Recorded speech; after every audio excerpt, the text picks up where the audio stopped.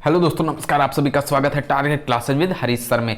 इस वीडियो में हम जो सीरीज चल रही थी पेडोलॉजी से रिलेटेड, वही सीरीज आपके कंटिन्यू करते हैं। आज के इस चैप्टर में 3 ऑफ 4 चैप्टर्स कवर किए गए हैं। सर ने आज ये पीडीएफ बनाई हुई तो शायद 4 चैप्टर्स यहाँ पे हैं। तो शुरुआत करते हैं। इसी तरीके के क्वेश्चन आपके एग्जाम्स में पूछे जाते हैं। 30 नंबर्स का पेपर होगा। इसको 1 से 2 बार अवश्य रिवीजन कर लीजिएगा। प्रकृति का नियम है, कोई भी 2 व्यक्ति पूर्णतः एक जैसे नहीं हो सकते। ये प्रकृति के नियम के अंतर्गत आता है। नेक्स्ट है व्यक्तिगत विभिन्नता से संबंधित प्रत्यय पर सर्वप्रथम किस मनोवैज्ञानिक ने कार्य किया? तो सबसे पहले कार्य किसने किया था? गाल्टन ने किया था। नेक्स्ट है बालकों की अभिवृद्धि के निर्धारण में डैश तत्वों की भूमिका है। तो ये किसकी भूमिका होगी? परिवार की, समाज की और समुदाय की। नेक्स्ट क्वेश्चन देख लेते हैं, कथन से रिलेटेड है। संभवतः व्यक्ति योग्यता की विभिन्नताओं के बजाय व्यक्तित्व की विभिन्नताओं से अधिक प्रभावित होता है। व्यक्तिगत विभिन्नता के संदर्भ में यह कथन किस मनोवैज्ञानिक का है? तो यह कथन किस मनोवैज्ञानिक से रिलेट करेगा? टायलर से रिलेट करेगा। नेक्स्ट देखते हैं व्यक्तिगत विभिन्नता को जानने की विधियां हैं। एक है बुद्धि परीक्षण, दूसरा है उपलब्धि परीक्षण एवं अभिरुचि परीक्षण। नेक्स्ट देख लेते हैं व्यक्तिगत शिक्षार्थी एक दूसरे से किसमें भिन्न होते हैं? विकास की दर में भिन्न होते हैं। नेक्स्ट क्वेश्चन पे मूव करते हैं। समायोजन से तात्पर्य स्वयं का विभिन्न परिस्थितियों में अनुकूलन करना ताकि संतुष्ट किया जा सके। किसको? आवश्यकताओं को संतुष्ट किया जा सके। व्यक्तित्व स्थायी समायोजन है पर्यावरण के साथ, जीवन के साथ और प्रकृति के साथ में। नेक्स्ट देख लेते हैं क्या दिया हुआ है। शिक्षार्थी व्यक्तिगत विभिन्नता प्रदर्शित करते हैं, अतः शिक्षक को क्या करना चाहिए? सीखने के विविध अनुभवों को उपलब्ध कराना चाहिए। बहुत अच्छा क्वेश्चन है, ध्यान रखिएगा। शैक्षणिक क्षेत्रों में निष्पादन के आधार पर शैक्षणिक क्षेत्रों में निष्पादन के स्तर को बढ़ाने का औचित्य स्थापन किस आधार पर किया जा सकता है? व्यक्तिगत विभिन्नताओं को संतुष्ट करना के आधार पर। नेक्स्ट देख लेते हैं। राहुल हर पाठ को बहुत जल्दी सीख लेता है जबकि रोहित उसे सीखने में ज्यादा समय लेता है। यह किस सिद्धांत को प्रदर्शित करता है? यह व्यक्तिगत विभिन्नता को प्रदर्शित करता है, यानी व्यक्तिगत भिन्नता को शो करता है। नेक्स्ट है विद्यालयों में किसके लिए व्यक्तिगत भिन्नताओं को पूरा करना चाहिए? यह समझने के लिए कि क्यों शिक्षार्थी सीखने के योग्य या अयोग्य है। नेक्स्ट क्वेश्चन देखते हैं। शिक्षार्थियों में व्यक्तिगत भिन्नताओं को संबोधित करने के लिए विद्यालय किस प्रकार का सहयोग उपलब्ध करवा सकता है? तो यह सहयोग उपलब्ध करा सकता है बाल केंद्रित पाठचर्या का पालन करना और शिक्षार्थियों को सीखने के अनेक अवसर उपलब्ध कराना। नेक्स्ट देख लेते हैं क्या दिया हुआ है। अध्यापन के समय अध्यापक को किन बातों का सर्वाधिक ध्यान रखना चाहिए? किन बातों का सबसे ज्यादा ध्यान रखना चाहिए? व्यक्तिगत भिन्नता का सबसे ज्यादा ध्यान रखना चाहिए। नेक्स्ट है हमसे कुछ लोग, कुछ जो लंबे हैं तथा कुछ जो छोटे हैं, कुछ जो गोरे तथा कुछ काले और कुछ लोग मजबूत तथा कुछ कमजोर हैं। यह कथन जो है किस स्थापित सिद्धांत पर आधारित है? तो यह कथन किस पर आधारित है? व्यक्तिगत विभिन्नता के आधार पर इसको शो किया जाता है, यानी व्यक्तिगत विभिन्नता के कथन पर आधारित है।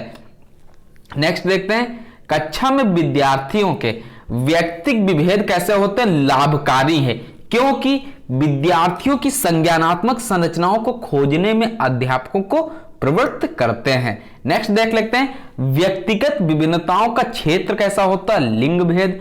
शारीरिक संरचना मानसिक योग्यताओं से रिलेट करेगा। व्यक्तित्व का संगठन का स्वरूप कैसा होता है? मनोवैज्ञानिक शारीरिक होता है, यानी संगठन पूछा जाएगा व्यक्तित्व का संगठन का स्वरूप कैसा होता है? मनोवैज्ञानिक शारीरिक होता है। आत्म केंद्रित व्यक्ति कैसा कहलाता है? अंतर्मुखी कहलाता है। जबकि अपने ऊर्जा बल को बाहर की ओर अभिव्यक्त करने वाले व्यक्ति को क्या कहा जाता है? बहिर्मुखी व्यक्तित्व का वाला होता है वो व्यक्ति, यानी जो अपनी ऊर्जा को लिबिडो जिसको बोलते हैं, कल हमने आपको कल क्या परसों के वीडियो में बताया था, लिबिडो से संबंधित ये बहिर्मुखी व्यक्तित्व को प्रदर्शित करता है। नेक्स्ट देखते हैं व्यक्तिगत भिन्नता का अर्थ क्या होता है। कोई 2 व्यक्ति शारीरिक मानसिक योग्यता और संवेगात्मक दशा में समान और एक जैसे नहीं होते, यही क्या होता है? व्यक्तिगत भिन्नता होता है। दूसरा है व्यक्तियों में एक दूसरे से भिन्नता क्यों होती है?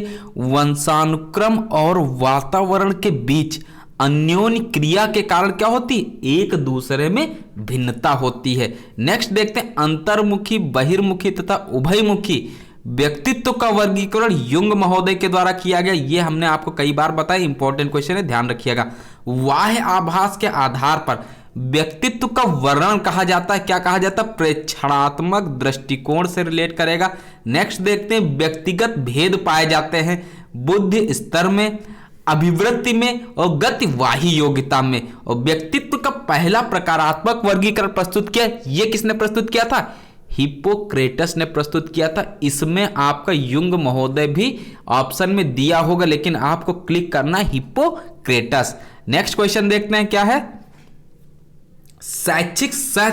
शैक्षणिक क्षेत्रों में निष्पादन के आधार पर शैक्षिक क्षेत्रों में निष्पादन के स्तर को बढ़ाने का औचित्य स्थापन किस आधार पर किया जा सकता है, यह व्यक्तिगत भिन्नताओं को संतुष्ट करता है। नेक्स्ट क्वेश्चन देख लेते हैं, शिक्षार्थियों में व्यक्तिगत भिन्नताओं को संबोधित करने के लिए एक विद्यालय किस प्रकार का सहयोग उपलब्ध करवा सकता है, ये किस तरीके का सहयोग उपलब्ध करवा सकता है, बाल केंद्रित पाठचर्या का पालन करना और शिक्षार्थियों को सीखने के अनेक अवसर उपलब्ध कराना। नेक्स्ट है, पढ़ाते समय सामान्य कक्षा में अध्यापक का सर्वाधिक ध्यान किस मनोवैज्ञानिक तथ्य पर होना चाहिए, ये होना चाहिए व्यक्तिगत विभिन्नता पर। नेक्स्ट देखते हैं, व्यक्ति में उन मनोशारीरिक अवस्थाओं का गतिशील संगठन जो उसके पर्यावरण के साथ अद्वितीय सामंजस्य निर्धारित करता है कहलाता है, क्या कहलाता है, व्यक्तित्व कहलाता है। नेक्स्ट क्वेश्चन पे मूव करते हैं, प्रत्येक शिक्षार्थी क्या होता है, स्वयं में विशिष्ट है, इसका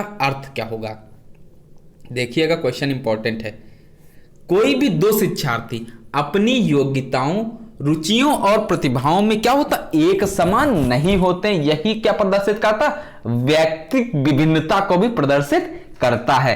नेक्स्ट क्वेश्चन है, 6 से 10 वर्ष की अवस्था में बालक रुचि लेना प्रारंभ करता है विद्यालय में, यानी विद्यालय जाने के लिए उसमें रुचि लेना स्टार्टिंग करता है, शुरुआत करता है। नेक्स्ट देखते हैं, यदि कुछ विद्यार्थी कक्षा में अध्ययन की चित्त वृत्ति में नहीं है तो आप क्या करेंगे, एक टीचर होने के नाते आप क्या करेंगे, उन्हें उनकी रुचि अथवा आप अपने विषय के अनुसार रुचिपूर्ण चीजें बताएंगे। नेक्स्ट देखते हैं, विद्यालय से विद्यार्थियों के भाग जाने का कारण क्या होता है, कक्षा शिक्षण में रुचि का अभाव होता है। बहुत से बच्चे आपने देखा होगा पढ़ते हैं, कुछ देर के बाद फर्स्ट पीरियड या सेकंड पीरियड के बाद गवर्नमेंटेड स्कूल्स में मैक्सिमम भाग जाते हैं, यानी इस क्लास छोड़कर चले जाते हैं। नेक्स्ट देख लेते हैं, बच्चों में रुचि बनाए रखने के लिए आप कौन सी विधि का चयन करेंगे, बच्चों को स्वयं गतिविधि करने के लिए देंगे।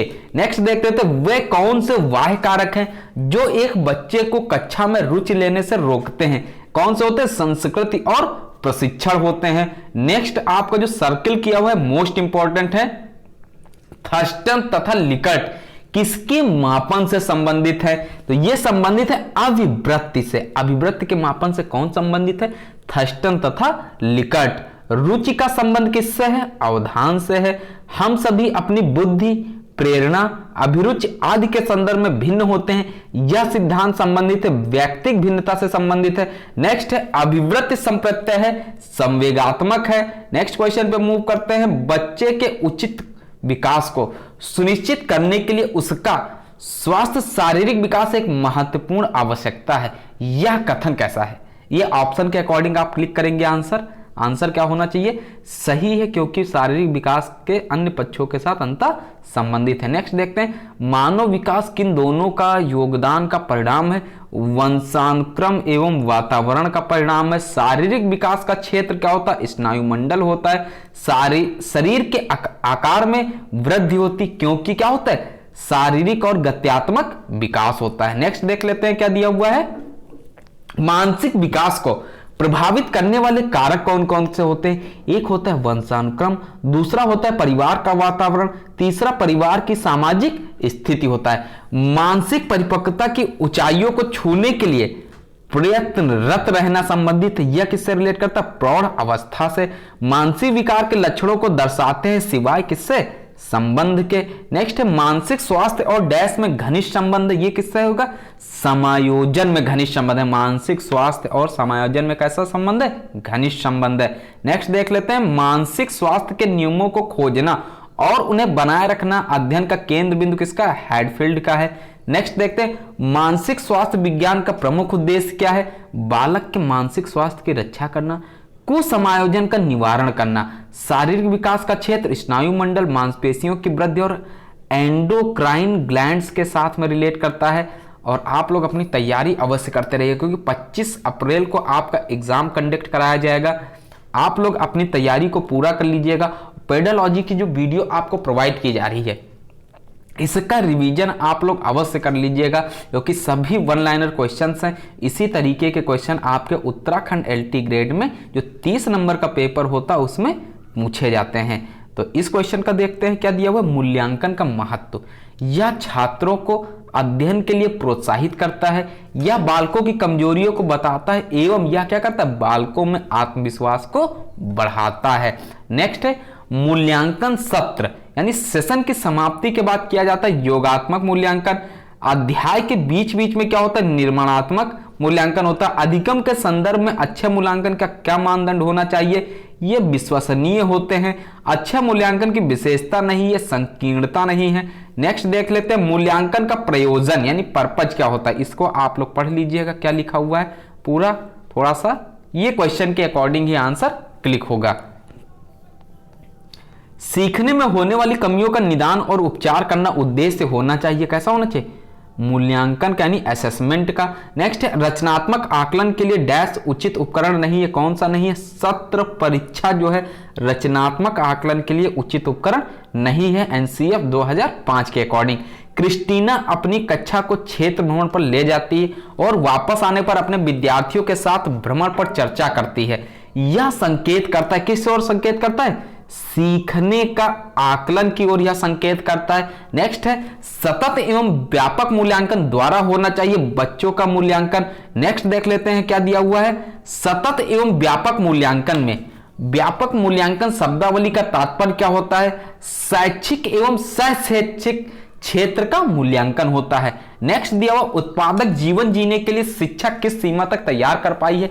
यह पुष्टि पोषण प्रदान करना उद्देश्य है। किसका उद्देश्य है? मूल्यांकन का उद्देश्य है। नेक्स्ट देख लेते हैं आपका क्वेश्चन क्या है स्क्रीन पर। बच्चों के सीखने के स्तर का ज्ञान होता है, मूल्यांकन से रिलेट करता है। और 18 अप्रैल तक हमने आपको बताया था पेडोलॉजी आपका हम कंप्लीट करा देंगे 18 अप्रैल तक। उसके बाद आप लोग का जो 70 नंबर का जो पेपर आता है सेम वही पैटर्न आप लोग के लिए स्टार्ट कर दिया जाएगा 19 से। अभी जो आपकी सीरीजें चल रही हैं उसमें मैक्सिमम चैप्टर्स के मोस्ट इंपॉर्टेंट क्वेश्चंस कंप्लीट करा दिए गए हैं। कल से सर ने जो नई सीरीज शुरू की थी वो भी बहुत जल्द कंप्लीट करा दी जाएगी क्योंकि जितने भी इंपॉर्टेंट क्वेश्चंस बन रहे हैं वो सारे क्वेश्चंस आपको टेस्ट के रूप में दिए जा रहे हैं। नेक्स्ट देख लेते हैं विद्यालय आधारित आकलन मुख्य रूप से आधारित होता है बाह्य परीक्षकों की अपेक्षा शिक्षक अपने शिक्षार्थियों की क्षमताओं को बेहतर मानते हैं के सिद्धांत पर। ये भी क्वेश्चन आप लोग क्लिक करेंगे ऑप्शन के अकॉर्डिंग। नेक्स्ट सीखने को किस प्रकार अवलोकित रिकॉर्ड और सुधारा जाए इस पर बल देता है सतत और व्यापक मूल्यांकन। परिचित वातावरण में अधिक सीखने में सभी शिक्षार्थियों की मदद करता है विद्यालय आधारित आकलन। नेक्स्ट है किसके अतिरिक्त कुछ तकनीकें हैं जो परीक्षण के कारण होने वाली चिंता को दूर करती हैं?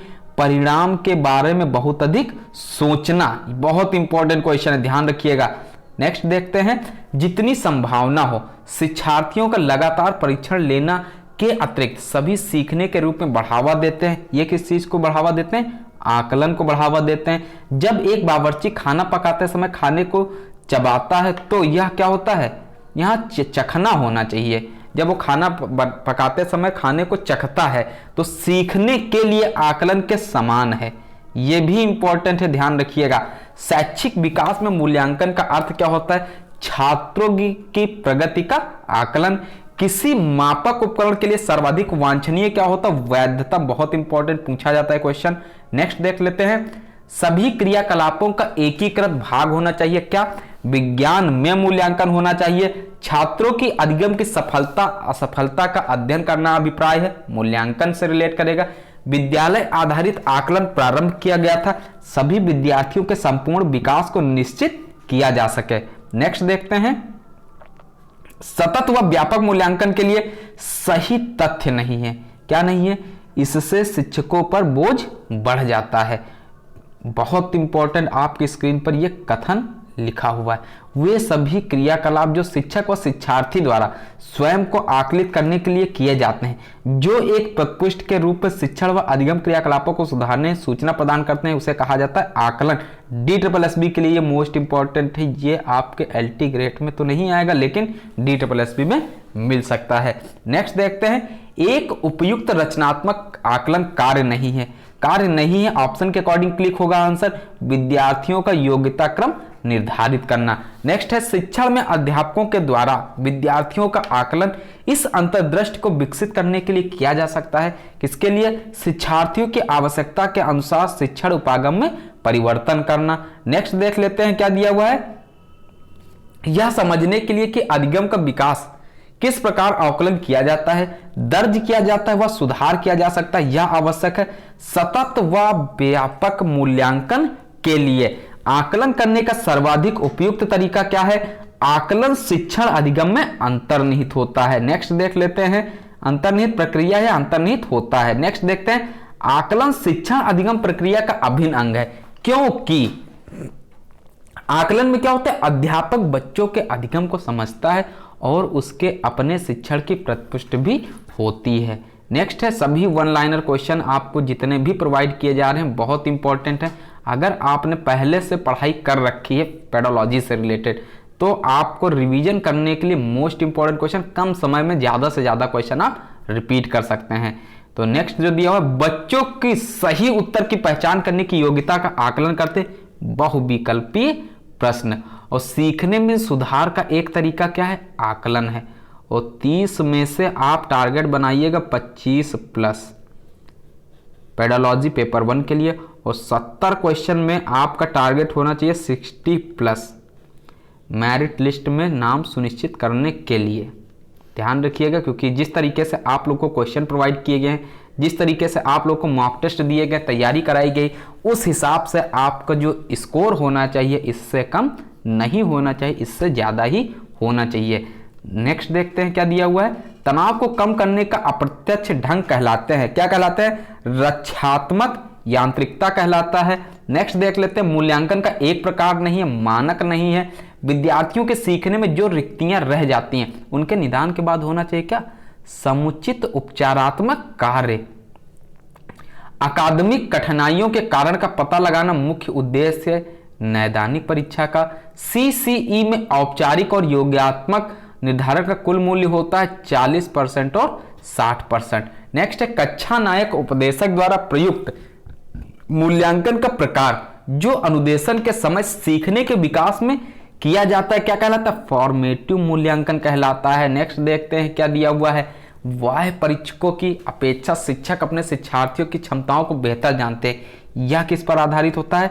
विद्यालय आधारित आकलन पर। इसका जो उत्तर रिलेट करेगा आपका यही हो जाएगा, विद्यालय आधारित आकलन सिद्धांत। नेक्स्ट देखते हैं, मापक उपकरण के लिए सर्वाधिक वांछनीय लक्षण क्या है?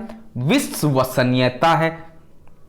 नेक्स्ट देख लेते हैं, एक शिक्षक कक्षा के कार्य को एकत्र करता है और उन्हें पढ़ाता है, उसके बाद योजना बनाता है और अपने अगले पाठ को शिक्षार्थियों की आवश्यकताओं को पूरा करने के लिए समायोजित करता है। वह कर रहा है सीखने के लिए आकलन कर रहा है। रचनात्मक प्रतिपुष्टि उपलब्ध कराते हुए सीखने में संवर्धन करता है किस चीज को? विद्यालय आधारित आकलन का।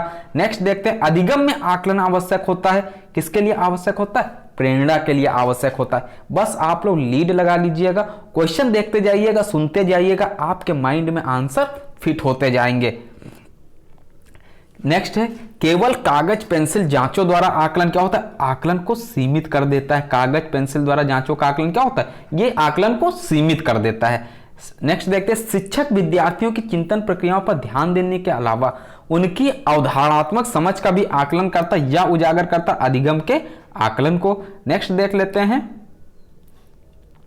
विविध पृष्ठभूमि के वंचित बालकों में किसे सम्मिलित किया जाता है? तो ये निर्धन तथा गरीब बच्चे, अनुसूचित जाति एवं अनुसूचित जनजाति। नेक्स्ट है समावेशी शिक्षा के उद्देश्य क्या होते हैं?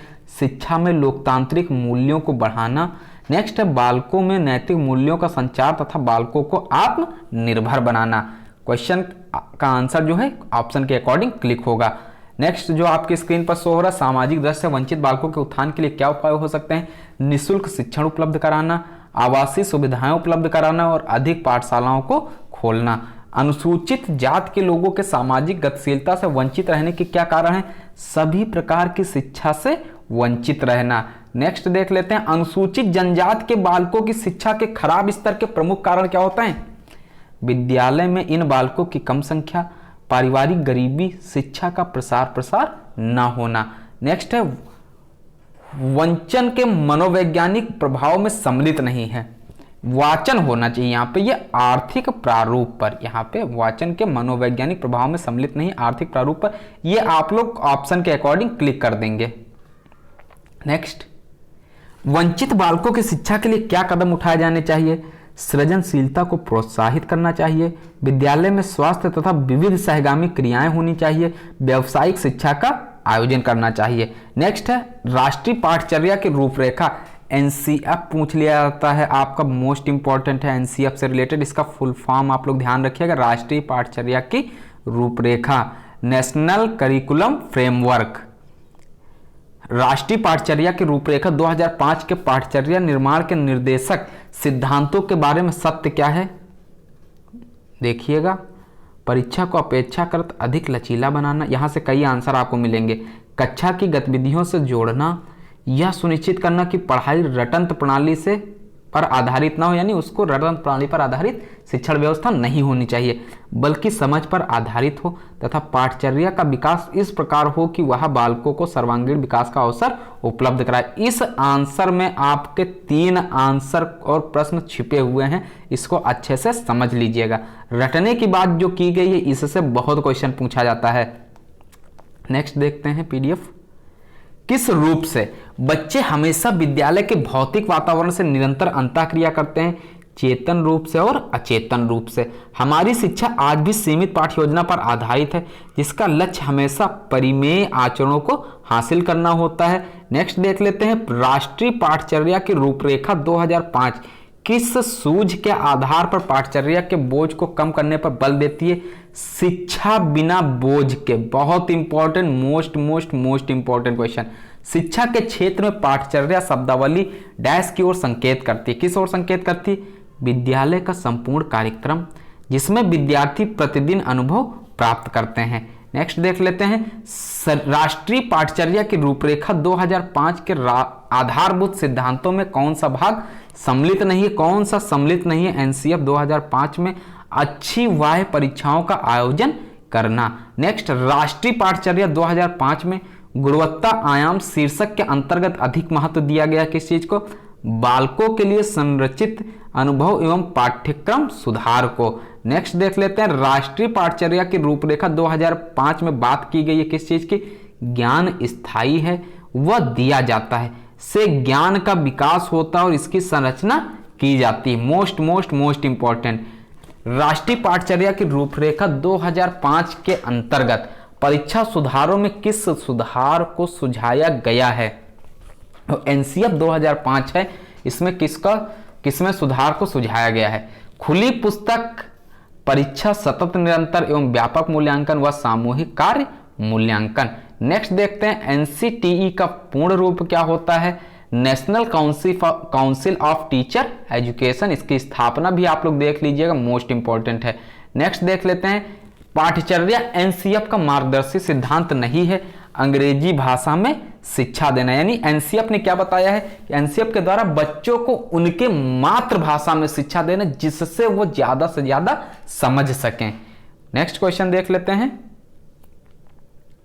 विद्यालय आधारित आकलन प्रारंभ किया गया था ताकि सभी विद्यार्थियों के संपूर्ण विकास को क्या किया जा सके? निश्चित किया जा सके। नेक्स्ट देख लेते हैं, एनसीएफ 2005 के अनुसार गलतियां इस कारण महत्वपूर्ण होती हैं, यह बच्चे के विचार को क्या करता? अंतर्दृष्टि उपलब्ध कराती है तथा समाधानों को पहचानने में सहायता करती है। क्वेश्चन नंबर नेक्स्ट देखते हैं, शिक्षक की सबसे मुख्य जिम्मेदारी क्या है? विद्यार्थियों को विभिन्न अधिगम शैलियों के अनुसार सीखने के मौके उपलब्ध कराना। राष्ट्रीय पाठचर्या की रूपरेखा 2005 के अनुसार क्या होता है? अधिगम अपने स्वभाव में क्या होता है? सक्रिय और सामाजिक है। नेक्स्ट देख लेते हैं पॉइंट क्या दिया हुआ है। बाल केंद्रित शिक्षा शास्त्र का क्या अर्थ होता है? बच्चों के अनुभवों और उसकी आवाज को प्रमुखता देना, यानी वर्तमान समय में जो शिक्षा व्यवस्था चल रही है वो बाल केंद्रित शिक्षा पर आधारित है एनसीएफ 2005 के अनुसार। नेक्स्ट देख लेते हैं क्या दिया हुआ है। राष्ट्रीय पाठचर्या की रूपरेखा एनसीएफ 2005 के अनुसार शिक्षक की भूमिका कैसी होनी चाहिए? सुविधादाता की होनी चाहिए। एनसीएफ 2005 के संबंध में कथन सही है। इससे भी आपके क्वेश्चन तैयार होंगे। यहाँ पे जो डिटेल दी हुई है, यह एनसीईआरटी द्वारा तैयार किया गया दस्तावेज है। यानी एनसीएफ 2005 किससे संबंधित है?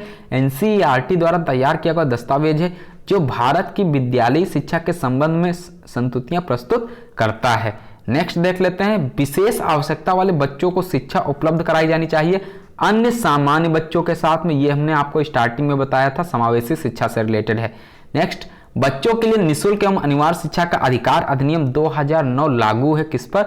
6 से 14 वर्ष के बच्चों के लिए। राष्ट्रीय पाठचर्या एनसीएफ 2005 के आधारभूत सिद्धांतों में सम्मिलित नहीं, रटने को महत्व नहीं दिया गया। अभी आपने एक क्वेश्चन रीड किया था, उसमें डिटेल में दिया हुआ था। नेक्स्ट देख लेते हैं, एक अध्यापक की दृष्टि में सर्वोत्तम क्या है? प्रत्येक बच्चा क्या होता है? विशिष्ट होता है, सीख सकता है। राष्ट्रीय पाठचर्या की रूपरेखा 2005 के अनुसार गणित शिक्षण का मुख्य उद्देश्य क्या है?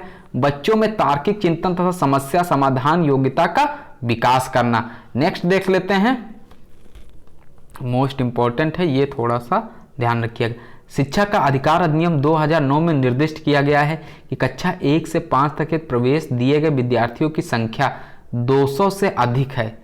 ध्यान रखिएगा, विद्यार्थियों की संख्या अगर 200 से अधिक है तो विद्यार्थी आवश्यक अध्यापक का अनुपात क्या होगा? 40 अनुपात होगा अगर संख्या 200 से ज्यादा है। नेक्स्ट देख लेते हैं, राष्ट्रीय पाठचर्या रूपरेखा 2005 में गुणवत्ता आयाम शीर्षक के अंतर्गत अधिक महत्व दिया गया है। बालकों के लिए ज्ञान के संदर्भ में संरचित अनुभवों को, विशेष आवश्यकता वाले बच्चों को पढ़ाने के लिए अधिक उपयुक्त व्यूह रचना क्या होती है? सहकारी अधिगम तथा पीआर यानी पीयर ट्यूटरिंग जो होता है सहपाठियों द्वारा अनुशिक्षण होता है। नेक्स्ट देख लेते हैं क्या कौन सी पीएफ है। निःशक्त बालकों की शिक्षा के लिए प्रावधान किया जा सकता है मुख्य समावेशित शिक्षा यानी इंक्लूसिव एजुकेशन द्वारा। नेक्स्ट देख लेते हैं, शिक्षा का अधिकार अधिनियम 2009 में एक अध्यापक के लिए न्यूनतम कार्य घंटे प्रति सप्ताह निर्धारित किए गए हैं 45 यानी 45 घंटे। नेक्स्ट देख लेते हैं, राष्ट्रीय पाठचर्या एनसीएफ 2005 में शांत शिक्षा को बढ़ावा देने के लिए कुछ क्रियाओं की अनुशंसा की गई है। पाठ्यक्रम रूपरेखा में किसे सूचीबद्ध किया गया है? शांत शिक्षा को पाठ्यक्रम में क्या किया गया? सम्मिलित किया गया एनसीएफ 2005 के अनुसार। भारत के संविधान में निःशुल्क एवं अनिवार्य शिक्षा कितने वर्ष के बच्चों के लिए? 14 वर्ष तक के सभी बच्चों के लिए है। नेक्स्ट देखते हैं, वर्तमान में निःशक्त बच्चों की शिक्षा के लिए कहा गया है, क्या कहा गया? समावेशी शिक्षा का प्रावधान किया गया। शिक्षा का अधिकार अधिनियम 2009 लागू नहीं होता, 14 से 18 ईयर्स के आयु के जो बच्चे हैं उन पर लागू नहीं होता है। नेक्स्ट देख लेते हैं, राष्ट्रीय पाठचर्या की रूपरेखा 2005 दस्तावेज में भाषा के लिए निहित है त्रिस्तरीय भाषा, मोस्ट इंपॉर्टेंट। नेक्स्ट देखते हैं, कौन सा अनुच्छेद यह कहता है कि धर्म और भाषा के आधार पर आधारित अल्पसंख्यक अपने अनुसार शिक्षा संस्थानों को स्थापित कर चला सकते हैं? अनुच्छेद 30 का यानी 30 का फर्स्ट या 30 का ए, ध्यान रखना है इसको भी। कक्षा में विविधता का उत्सव मनाती है कौन सा? समावेशी शिक्षा, जहां अध्यापक प्रत्येक अधिगमकर्ता के लिए वैविध्यपूर्ण व सार्थक अधिगमात्मक अनुभवों एक परिवेश का निर्माण करते हैं, वह है क्या? एक समावेशी कक्षा है। नेक्स्ट देखते हैं क्या दिया हुआ, सीबीएसई द्वारा प्रस्तावित समूह परियोजना गतिविधि एक सशक्त साधन है सामाजिक भागीदारिता को सुगम बनाने का। नेक्स्ट देख लेते हैं, समावेशित विद्यालय योजना के संदर्भ में गलत कथन क्या है? विशेष आवश्यकता वाले विद्यार्थियों में आत्महीनता की भावना का विकास। क्वेश्चन आपका नेक्स्ट आ रहा है वन लाइनर क्वेश्चन। एनसीएफ 2005 की संस्तुतियों के अनुसार कक्षा 1 एवं कक्षा 2 के विद्यार्थियों के लिए मूल्यांकन का तरीका होना चाहिए, कैसा होना चाहिए, प्रेक्षण के आधार पर होना चाहिए। केंद्रीय माध्यमिक शिक्षा बोर्ड यानी सीबीएसई जिसको बोलते हैं द्वारा अपनाया गया प्रगतिशील शिक्षा के प्रतिमान में बच्चों का सामाजिकरण जिस प्रकार से किया जाता है उससे अपेक्षा की जा सकती है। किसकी अपेक्षा की जा सकती है? वे सामूहिक कार्य में सक्रिय भागीदारिता का निर्वहन करें तथा सामाजिक कौशल सीखें। नेक्स्ट देख लेते हैं, नियमित विद्यालयों में सभी प्रकार के बालकों का बिना किसी भेदभाव से स्वागत करना तात्पर्य है किस चीज का? समावेशी शिक्षा का। ऑपरेशन ब्लैक बोर्ड परिणाम था राष्ट्रीय शैक्षिक योजना 1986 का, ध्यान रखिएगा, इंपॉर्टेंट है। शिक्षा का अधिकार अधिनियम 2009 के क्रियान्वयन के बाद कक्षा कक्ष आयु के अनुसार अधिक समजातीय है। समावेशी शिक्षा मानती है कि हमें बदलना है व्यवस्था बच्चे के अनुरूप, यानी व्यवस्था जो होनी चाहिए किसके अनुरूप होनी चाहिए? बच्चे के अनुरूप समावेशी शिक्षा मानती है। नेक्स्ट देखते हैं, एक समावेशी कक्षा में किसी शिक्षिका की सबसे महत्वपूर्ण भूमिका क्या होती है? सुनिश्चित करना कि प्रत्येक बच्चे को अपनी संभावना को प्राप्त करने का अवसर मिले। नेक्स्ट देख लेते हैं, भारत में अधिकांश कक्षाएं बहुभाषी होती हैं। इसे शिक्षा के द्वारा देखा जाना चाहिए, एक संसाधन के रूप में देखा जाना चाहिए। नेक्स्ट देख लेते हैं, यह एक दर्शन है कि सभी बच्चों को नियमित विद्यालय प्रणाली में समान शिक्षा प्राप्त करने का अधिकार है का सबसे अच्छा वर्णन कौन करता है? समावेशी शिक्षा करती है। एनसीएफ 2005 बल देता है किस पर? करके सीखने पर। सामान्य बच्चों व भिन्न रूप से योग्य बच्चों के लिए एक ही स्कूल, यह इंगित करते समेकित शिक्षा को। इनको समेकित शिक्षा से रिलेटेड टीचर्स को बोलते हैं इंटीग्रेटेड टीचर। नेक्स्ट देख लेते हैं, समन्वित शिक्षा की सफलता निर्भर करती है किस पर निर्भर करती है? समुदाय के समर्थन पर निर्भर करती है। विशेष व सामान्य बच्चों को साथ साथ पढ़ने की सुविधा देना मुख्य कार्य है समायोजन शिक्षा का, यानी समावेशी शिक्षा का। ठीक है। नेक्स्ट, विद्यालय छोड़ने वाले विद्यार्थियों के नियंत्रण की दृष्टि से सरकारी संगठन द्वारा इस क्वेश्चन को आप लोग रीड करिएगा, ऑप्शन के अकॉर्डिंग ये क्लिक होगा। नेक्स्ट देखते हैं, अभिभावकों की भागीदारी क्षमता संवर्धन एवं संवेदनशील बनाना आवश्यकता होती है किसकी?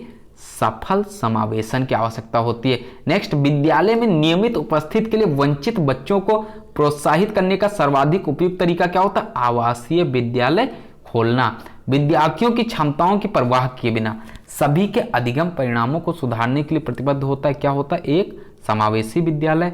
नेक्स्ट देख लेते हैं, सर्वाधिक प्रभावकारी विधि हो सकती है जो आपकी इस अपेक्षा को पूरी करे, वंचित विद्यार्थी अपनी भागीदारिता द्वारा सफल हो सके।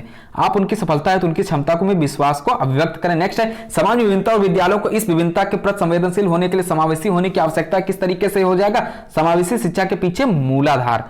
नेक्स्ट देख लेते हैं क्या दिया हुआ है, जो असामाजिक कार्य करते हैं होते हैं कैसे बालक होते हैं? अपराधी बालक होते हैं। समस्या समाधान की वैज्ञानिक विधि का पहला चरण क्या होता है? समस्या के प्रति जागरूकता होता है। पेडालॉजी में मैक्सिमम क्वेश्चंस आप लोग अगर ऑप्शन के थ्रू देखेंगे तो आप तुरंत क्लिक कर देंगे। जो ऑप्शन उसमें नेगेटिव लग रहा है उसको कट करते जाइएगा और जो पॉजिटिव लगे, जो नहीं आता है उसके लिए, बाकी जो डायरेक्ट क्वेश्चन पूछे जाएंगे उनका तो आंसर आपको पता होना चाहिए, क्योंकि आज के इस वीडियो में मैक्सिमम क्वेश्चन जितने भी हैं डायरेक्ट क्वेश्चन की अपेक्षा इसमें प्रश्न के अनुसार आप लोग आंसर अवश्य क्लिक कर लेंगे। नेक्स्ट देख लेते हैं क्या दिया हुआ है, समस्या समाधान उपागम का विशेष चिन्ह क्या है? समस्या कथन में संकेत अंतर्निहित रूप से दिया होता है। नेक्स्ट देख लेते हैं, अपनी कक्षा के एक विद्यार्थी की प्रवृत्ति को यदि शिक्षक बदलना चाहता है तो उसे क्या करना चाहिए? विद्यार्थी को पढ़ने के लिए प्रेरित करना होगा। और नेक्स्ट है, अपनी कक्षा में एक बच्चा रोज आपको परेशान करना, यानी आपकी कक्षा में एक बच्चा रोज आपको परेशान करता है तो अप्रासंगिक प्रश्न पूछे तब आप उससे क्या करेंगे? बातचीत करेंगे। समस्या समाधान को बाधित नहीं करता है, अंतर्दृष्टि यानी इनसाइट बाधित नहीं करता है। वंचित शिक्षार्थियों के साथ व्यवहार करने के संदर्भ में अध्यापक अध्यापिका को व्यक्त करना चाहिए। छात्रों की सफलता है तो व्यक्तिगत उत्तरदायित्व में कक्षा 4 का एक बच्चा सदैव चिंतित और कुंठित रहता है, स्वयं परामर्शदाता की भूमिका का क्या करेंगे, निर्वहन करेंगे। नेक्स्ट देख लेते हैं, वंचित वर्ग की पृष्ठभूमि में बालकों को शिक्षा प्रदान करने के लिए शिक्षक को चाहिए उसके बारे में अधिक जानकारी जुटाने का प्रयास करें और उन्हें कक्षा में होने वाली चर्चा में शामिल करें। नेक्स्ट देख लेते हैं, यदि कोई शिक्षिका चाहे उसके विद्यार्थी समस्या समाधान कौशल प्राप्त कर लें तो विद्यार्थी को ऐसे क्रियाकलापों में लगाना चाहिए जिनमें हो पूछना, तर्क करना और निर्णय लेना। नेक्स्ट देखते हैं, भावनात्मक बाधा को प्रदर्शित नहीं करता है। क्या नहीं प्रदर्शित करता है? भगौड़ापन, जिसको ट्यूनैसी बोलते हैं, यहाँ पे भगौड़ापन के साथ में रिलेट करेगा। और लास्ट आज का है ये, सामाजिक रूप से वंचित की समस्या नहीं है। ऑप्शन के अकॉर्डिंग आंसर क्लिक होगा। सीखने के लिए प्रेरणा का अभाव होगा। तो ये थे आज के कुछ most important one liner questions. आपके near about 15 to 16 chapters complete हो चुके हैं। जितने भी और चैप्टर बचे हुए 18 अप्रैल के पहले वो सभी क्वेश्चन आपको वन लाइनर के रूप में प्रोवाइड कर दिए जाएंगे। बस आप लोग रिवीजन अवश्य कर लीजिएगा, क्योंकि एक वीडियो बनाने में बहुत मेहनत लगती है। ये क्वेश्चन जो आपके लिए कलेक्ट किए गए हैं, इनका यहाँ पे बेस नहीं था 30 नंबर का पेडोलॉजी का, लेकिन जब आप लोगों ने बोला तो सर ने भी ये क्वेश्चन प्रोवाइड किए, और जिससे आपको वीडियो के माध्यम से ज़्यादा समझ में आ सके। क्योंकि कुछ चीज़ें होती हैं जो आप रट नहीं सकते, याद नहीं कर सकते, लेकिन अगर आपने वीडियो के माध्यम से सुन लिया तो वो चीज़ें आपको याद रहती हैं, एग्जाम हॉल में आपके क्वेश्चंस सही हो जाते हैं। तो नए वीडियो में कल कुछ मोस्ट इंपॉर्टेंट क्वेश्चंस आपके लिए प्रोवाइड किए जाएंगे। तब तक के लिए नमस्कार।